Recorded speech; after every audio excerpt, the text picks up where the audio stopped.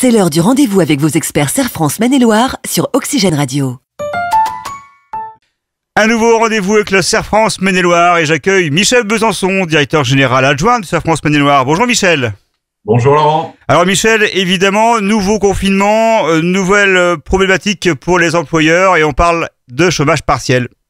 Oui, l'activité partielle, alors tous les mois, elle est reportée. On sait que le dispositif, il est prévu à être réduit en termes d'indemnisation. Il se trouve qu'à chaque fois, il est reporté, alors compte tenu de la situation. Ce qui veut dire qu'aujourd'hui, compte tenu, alors on parle effectivement pas de confinement, mais on parle de restrictions majeures.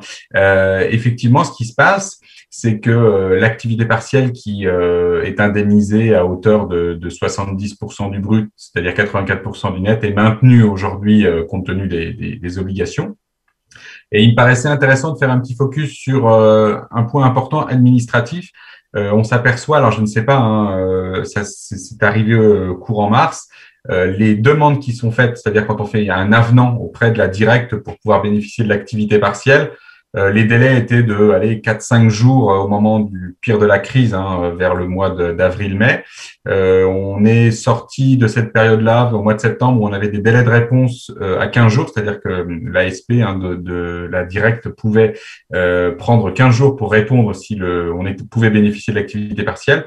Et là, on s'aperçoit dans les demandes qu'on est à 30 jours. Les textes ont été précisés. Ça veut dire que on a une réponse qui peut être un peu plus tardive que ce qu'on avait l'habitude de voir. Donc, si vous êtes amené à faire une demande d'activité partielle, on est plutôt à 30 jours aujourd'hui en termes de réponse plutôt qu'à 15. Donc, je ne sais pas si ça va se réduire du fait de ce troisième confinement, mais en tout cas, on constatait au mois de mars plutôt 30 jours. Donc voilà, ça c'est un premier point. Ouais, j'ai une autre question. Je suis salarié et je n'ai pas de moyens de faire garder mes enfants. Comment ça se passe? Comment je peux quitter mon emploi comme cela durant quelques semaines? Alors, effectivement, au moment du début des annonces, il avait été indiqué que si le travail était télétravaillable, comme par exemple mon activité, eh bien, je ne pouvais pas prétendre à l'activité partielle.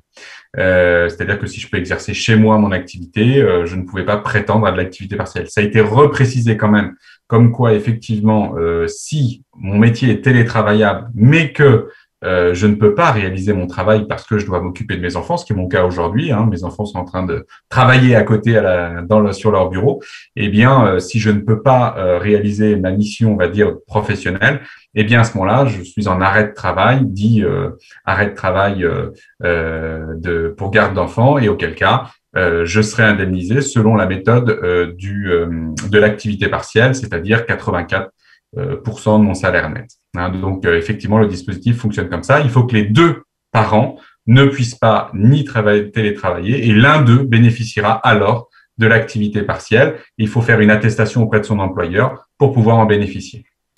Merci beaucoup Michel, on se quitte là-dessus, on se retrouve dans une prochaine chronique pour parler toujours du monde professionnel et notamment de stock durant ces périodes de fermeture obligatoire. Merci, à bientôt. Merci Laurent.